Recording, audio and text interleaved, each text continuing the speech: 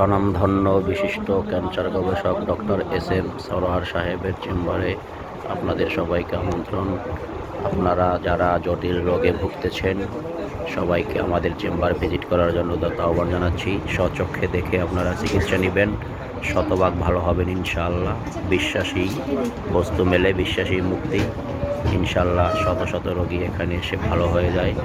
আপনারা সঠিক নিয়মে ঔষধ সেবন করবেন এবং আপনারা সঠিক পদ্ধতিতে ঔষধ সেবন করার মাধ্যমেই শতভাগ ভালো হয়ে যাবেন ইনশাআল্লাহ।